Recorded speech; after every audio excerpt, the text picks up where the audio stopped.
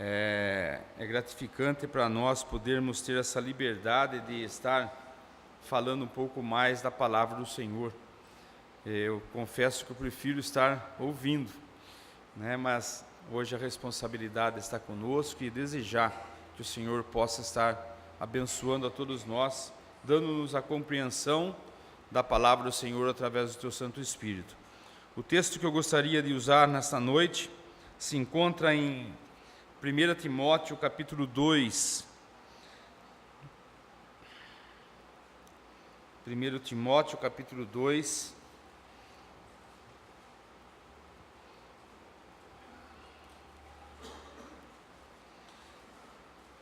Esta semana nós estamos começando uma semana, na sexta-feira temos aí o feriado de 7 de setembro, onde é comemorado a independência do nosso país. Quem se lembra o ano que foi proclamado a independência do país? Ensinos gerais aí, conhecimentos gerais. 1822, puxa vida. É isso aí, 1822.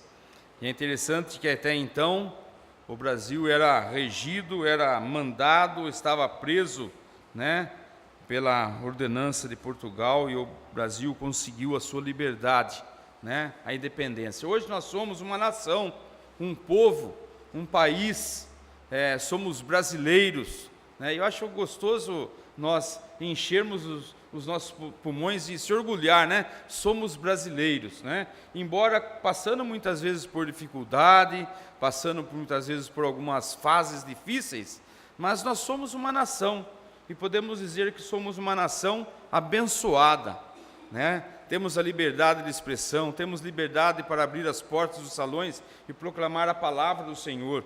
Temos a liberdade de manifestar aquilo que nós pensamos, aquilo que nós sentimos, e quantas coisas é conquistado através da proclamação da independência desse país, e que nós possamos estar, de fato, pensando um pouquinho nisso. O texto que nós estaremos lendo agora, eu gostaria de dividir ele em duas partes e um pouco pensar nisso, nessa independência que nós temos com o nosso país. E no capítulo 2 de 1 Timóteo, versículo 1, diz assim: antes de tudo, pois, exorto que use de prática de súplicas, orações, intercessões, ações de graça em favor de todos os homens, em favor dos reis e de todos que se acham investidos de autoridade, para que vivamos vida tranquila e mansa, com toda piedade e respeito. Versículo 3: isto é bom e aceitável diante de Deus, nosso Salvador, o qual deseja que todos os homens sejam salvos e cheguem ao pleno conhecimento da verdade, porquanto há um só Deus e um só mediador entre Deus e os homens, Cristo Jesus, homem, o qual a si mesmo se deu em resgate de muitos, né? Testemunha que se deve prestar em tempo oportuno. E é interessante nós pensarmos um pouquinho nesse texto com referência aos dias em que nós estamos vivendo. Eu gostaria de pensar junto com vocês, irmãos e amigos que estão, a responsabilidade que está diante de nós, que cabe a nós e ao dever nosso de estar fazendo súplicas, orações, intercessões, ações de graça em favor de todos os homens, em favor dos reis, de todos que se acham investidos de autoridades, para que vivamos vidas tranquilas e mansas, com toda piedade e respeito. 7 de outubro, temos diante de nós uma eleição onde vai ser escolhido presidente, governadores, senadores, deputado estadual e federal. E essas pessoas que estarão sendo escolhidas, vai ser escolhida pelo povo. Mas a palavra de Deus nos dá a responsabilidade de estar fazendo súplicas. E eu gosto dessa palavra súplica, é algo que dá sequência, é algo que nos dá a ideia de insistência, que nós não venhamos a desistir, que nós não venhamos a baixar a guarda, mas que nós sejamos insistentes em estar orando pelo novo governo desse país. Quantas coisas nós vemos que podem acontecer, quantas coisas podem estar acontecendo, mas cabe a nós, os crentes no Senhor Jesus, aqueles que oram, aqueles que dobram os seus joelhos, que façam súplicas em favor desta nação, das autoridades dessa nação. Mais ainda, façam orações, usem através de palavras, conversar com o Senhor Jesus, conversar com Deus, pois o Senhor Jesus é o intermediário, o Senhor Jesus é aquele que está intermediando a nossa oração com Deus. Ele fala assim: façam súplicas, orações e intercessões, que nós possamos estar intercedendo, pedindo, solicitando, buscando com fé, com fervor, para que o Senhor possa abençoar toda esta nação, e que nesta eleição, aqueles que estarão sendo escolhidos para estar governando o nosso país, que possa continuar nos dando liberdade, possa nos dando, a palavra fala, uma vida mansa e uma vida tranquila para cada um de nós. Precisamos disso, irmãos, mas precisamos e temos a responsabilidade de estar intercedendo, a Deus, para que isso possa acontecer. Eu fiquei um pouco surpreso, porque muitas vezes nós estamos conversando com um ou outro, e o povo está tão desanimado, e muitas vezes mesmo os crentes, esse ano aqui não vou nem votar, E sabe, é uma obrigação nossa, estar sim buscando a escolha de um candidato, analisando esse candidato, mas não tem nenhum. Orem ao Senhor, que possa levantar homens ali, para que possam administrar esse país com sabedoria, e que a palavra do Senhor possa ter liberdade de estar sendo expandida, publicada e falada por todos os cantos. E ainda nós queremos agora pensar um pouquinho aquilo que é aceitável diante de Deus, nosso Salvador. Ele deseja que todos os homens, Deus deseja que todos os homens sejam salvos. E eu gosto de pensar nesse versículo, porque nós estamos diante de um Deus que Ele tem desejo. Nós não estamos diante de alguém que não tem desejo. Nós não estamos diante de uma imagem, de uma escultura, ou de alguém que não se movimenta, alguém que não se manifesta. Mas nós estamos diante do Deus que tem desejo. E o desejo que Ele tem é que todos sejam salvos. Salvos de quê? De uma condenação na qual todos nós estamos presos, a condenação eterna. Mas Deus tem um desejo enorme. Na última sexta-feira, eu estive participando de um funeral daquele amigo que sempre nós temos pedido oração, e na sexta-feira ele veio a falecer. Mas quando foi na quarta-feira, que antecede a sexta-feira passada que ele veio a falecer, eu estava procurando todos os dias ir fazer uma visita para ele no hospital. E todos os dias ele me conhecia, eu prestava um relatório, porque 10 anos nós trabalhando junto, todos os dias, eu procurava prestar um relatório para ele, para fazer a memória dele estar ativa dos acontecimentos que acontecia no trabalho. E todos os dias ele demonstrava interesse, fazia pergunta, como que foi, como que não foi, o que aconteceu, e havia aquele diálogo entre nós dois. Mas quando chegou na quarta-feira, ele não me conheceu, e aquilo me deixou triste, porque um amigo que a gente tem desde a nossa infância, e chegar um momento e não conhecer você, eu fiquei triste com aquilo. E eu cheguei em casa e falei com a Cíntia, e falei assim: o Dema cessou. Mas por quê? Acabou os seus desejos. Ele não tinha desejo de conversar, não tinha desejo de saber de nenhum acontecimento, mas ele automaticamente parece que se desligou de todas as coisas que rodeava os seus interesses. Amanhã nós temos muitas vezes os nossos afazeres, né? Logo após a reunião nós vamos ter uma pipoca, sabe? Confraternização, comunhão, coisas para se fazer. Amanhã nós temos os nossos afazeres, o nosso desejo de trabalhar, de lutar, de prosseguir. Temos os nossos afazeres. E junto desses nossos afazeres, temos as nossas necessidades. E as nossas necessidades é que é o combustível para o nosso desejo, né? Se tem alguma coisa que tem sido o nosso combustível para os nossos desejos, é as necessidades que nós temos. A criança, quando nasce, ela logo ela quer andar, daqui a pouco ela quer se livrar das mãos dos pais, daqui a pouco ela quer comer sozinha, e assim vai o crescimento de todo ser. E os desejos vêm junto com isso.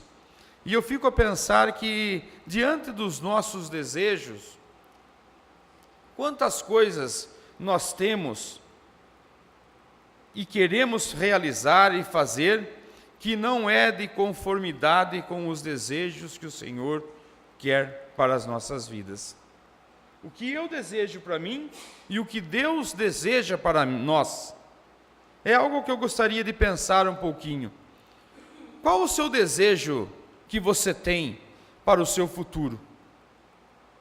Em casa, os 2 filhos estão estudando, estão logo se formando. A menina deseja ser administradora, né? Administração. O Samuel é engenharia mecatrônica, nem sei o que é isso. Mas ele deseja cursar esse curso, né? E estar engrenado no mercado, se atualizando, como muitos que têm aqui. Esse é o desejo que ele tem. Sabe, a visão de desejo é uma visão, muitas vezes, nossa, tão distorcida do desejo que Deus tem para mim. E a prioridade que Deus tem para mim, Ele não quer que eu se perca. Ele deseja que eu seja salvo de uma condenação que está sobre os meus ombros. Nós estamos condenados a viver separado do Senhor. E o Senhor, Ele quer manifestar aqui um desejo enorme, que todos sejam salvos. E que todos cheguem ao pleno conhecimento da verdade. Sabe, é profundo isso. Nós estar vivendo num mundo tão cheio de ilusão, tão cheio de projetos, tão cheio de afazeres, e o Senhor está preocupado, sabe com o quê? Que você não seja condenado a viver eternamente longe de sua presença. Se de tudo que for falado aqui nesta noite, guarde isso no seu coração. Deus tem um desejo para a sua vida. E o seu desejo é que você possa ser salvo. Nós não conhecemos a todos que entraram aqui nessa noite. Muitas vezes você está passando por alguma dificuldade, algum problema, alguma aflição. Mas sabe, o Senhor tem desejo para a sua vida. E o desejo dele é que você seja salvo. Se preocupe unicamente com isso.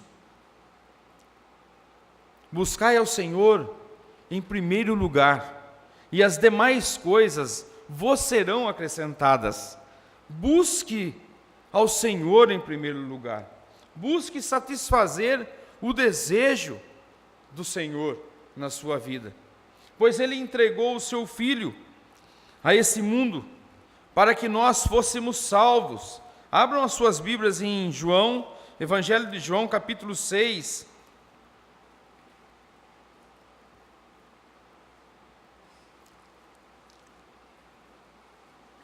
O Senhor Jesus diz aqui no versículo 38, do capítulo 6 de João: porque eu desci do céu não para fazer a minha própria vontade, e sim a vontade daquele que me enviou. E a vontade daquele que me enviou, Deus, né, é esta: que nenhum se perca de todos os que Ele me deu. Pelo contrário, eu o ressuscitarei no último dia. De fato, a vontade de meu Pai, o desejo de meu Pai, é que todo homem que vir o Filho e nele crer, tenha vida eterna, e eu o ressuscitarei no último dia. Sabe, existe algo preparado para aqueles que creem no Senhor Jesus, ou ressuscitar, ou viver, né? Mas existem também os condenados, aqueles que rejeitaram o Senhor Deus, aqueles que rejeitaram o Senhor Jesus Cristo como Salvador. E é interessante nós estarmos atentando para a vontade de Deus, daquele que enviou o seu único Filho, para que todo aquele que nele crê não pereça, porque Deus amou o mundo, 3:16, um versículo tão conhecido, porque Deus amou o mundo de tal maneira que deu o seu Filho unigênito, para que todo aquele que nele crê não pereça, mas tenha a vida eterna. Porquanto Deus enviou o seu Filho ao mundo, não para julgar o mundo, mas para que o mundo fosse salvo por ele. Quem nele crê não é julgado. O que não crê já está condenado, porque não crê no nome do unigênito do Filho de Deus. Existe uma condenação pairando sobre cada um de nós, mas cabe a nós, e a responsabilidade é nossa, de aceitar ao Senhor Jesus como seu único e suficiente Salvador. Aceitar por quê? Porque você está condenado a viver separado, porque você é pecador. Todos pecaram e carecem da glória de Deus. E o salário do pecado é a morte. O salário do pecado não é o ressuscitar com Cristo, mas é viver separado, longe de Deus. Viver agonizando pelo resto das vidas. Viver na penalidade do inferno. E a preocupação de Deus é que nenhum se perca. Porquanto há um só Deus e um só mediador entre Deus e os homens. Há um só Deus. É interessante nós pensarmos que o mundo ele tem o hábito de criar muitos deuses, muitos amuletos, muitos protetores, mas a palavra nos afirma que existe somente um único Deus. O homem ele tem mania de criar muitos intercessores, muitos mediadores, mas a palavra nos afirma que existe somente um mediador entre Deus e os homens. Que isto fique claro, porque a palavra nos afirma isso. Não são homens que afirmam isso, mas existe somente um mediador entre Deus e os homens. E esse mediador, a palavra nos afirma que é Cristo Jesus, homem. Ele se encarnou, ele veio a esse mundo e sofreu a penalidade da cruz do Calvário. Hoje de manhã eu estava pensando um pouco sobre o alto preço que foi preciso o Senhor Jesus pagar para que pudesse dar acesso a Deus, para que ele pudesse ser o intercessor, o mediador entre Deus e os homens. E é interessante que, ao meu ponto de vista, eu penso que não seria preciso o Senhor Jesus derramar o seu sangue. Porque quando nós olhamos para a vida do Senhor Jesus, nós vemos uma vida de um homem que cumpriu toda a lei. Nele não achou nada que pudesse manchar a vida da sua pessoa para que ele pudesse exercer o título de homem perfeito. Mas Deus estabeleceu algo mais, que sem derramamento de sangue não haveria remissão de pecado. Não bastou ele ser justo, honesto, íntegro, não adiantou somente ele cumprir toda a lei, mas era necessário que ele derramasse o seu sangue precioso. E esse sangue foi derramado porque era cumprimento estabelecido por Deus. Deus nos amou de tal maneira que deu o seu único filho, o seu unigênito filho, em favor de cada um de nós. Agora, voltando a pensar nos desejos, o que você deseja para a sua vida? Condenação ou salvação? Nós temos aprendido, nós temos visto que o desejo de Deus é que você seja salvo. Mas e você? O que você deseja para você? Pense um pouquinho. Eu penso que ninguém seria ousado de levantar a mão aqui, acho que não, e dizer, eu quero ser condenado. Sabe, isso é o que você merece e eu mereço, ser condenado. Porque nós somos culpados. Nós estamos vivendo preso debaixo de uma condenação. Isso é o resultado do nosso pecado. Isso é o que nós merecemos. Mas se pelo ato da nossa fé, nós depositarmos a fé na pessoa do Senhor Jesus, e nós confessarmos ao Senhor Jesus como Ele sendo o nosso Salvador, o nosso libertador, a palavra de Deus nos fala que nós seremos salvos. Atos 16:31 nos diz, crê no Senhor Jesus, e assim será salvo. O que você deseja para a sua vida? Esqueça dos problemas que você está passando, das dificuldades, das aflições. Mas se existe algo que pode estar incomodando a sua vida, é você ter interesse aonde você vai passar a eternidade. Aquele meu amigo que partiu deste mundo, eu não tenho a certeza se ele fez uma entrega ao Senhor Jesus como seu Salvador e Senhor. Ele fez uma opção na sua vida e junto dele ele levou essa opção que ele fez. Ele é responsável por aquilo que ele escolheu. Agora não vai dar mais tempo dele decidir mais nada, pois depois da morte vem o juízo. Depois da morte nós seremos julgados. E é um julgamento que estará determinando para onde nós iremos. Seremos libertos para a vida eterna ou condenados para a vida eterna. E se tem algo que nos preocupa, é nós estarmos procurando saber onde nós passaremos a eternidade. Faça uma escolha, faça uma decisão.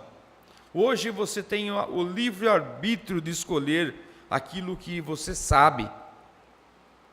Saber que Deus tem um propósito, um desejo, e Ele quer que você seja salvo. Cristo Jesus, homem, o qual a si mesmo se deu em resgate por todos. Sabe, Ele se ofereceu pelo Sérgio. Ele ofereceu pelo João, pelo Tiago, pelo Paulo, pelo Zeca. Sabe, Ele se deu por cada um de nós. E Ele está oferecendo dar a sua vida por você também. O que você está esperando para abraçar através da fé esta oferta oferecida pelo Senhor Jesus? O que você está esperando para fazer uma escolha? O que você está esperando para ser liberto das garras do vil Satanás? O que você está esperando? Amanhã? Amanhã pode ser tarde. Amanhã pode ser que o seu coração esteja mais endurecido.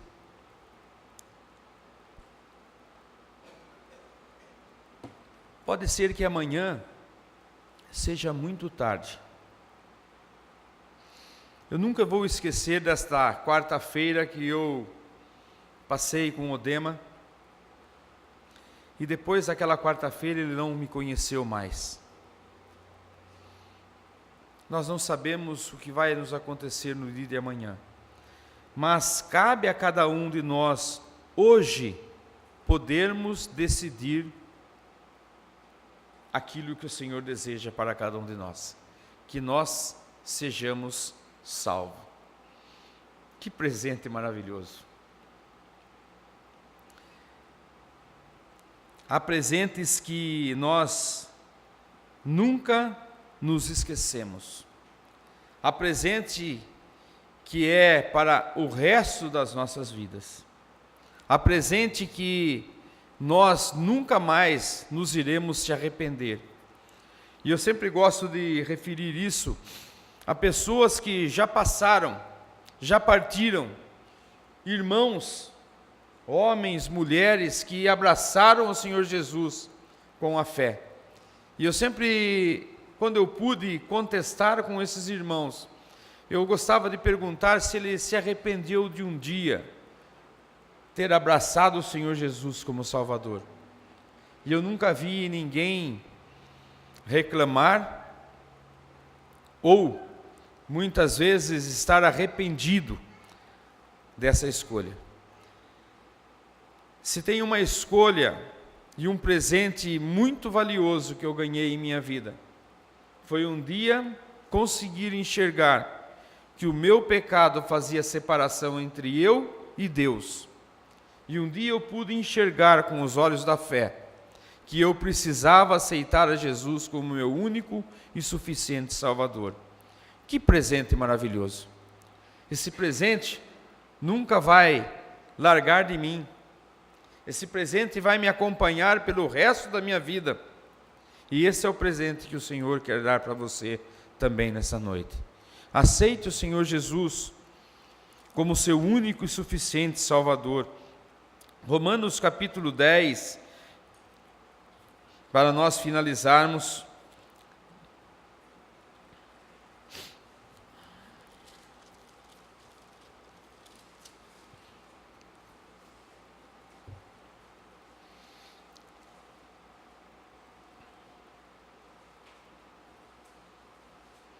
E versículo 9 nos diz assim, 10 e 9 de Romanos: se com a tua boca confessares Jesus como Senhor, e em seu coração creres que Deus o ressuscitou dentre os mortos, serás salvo.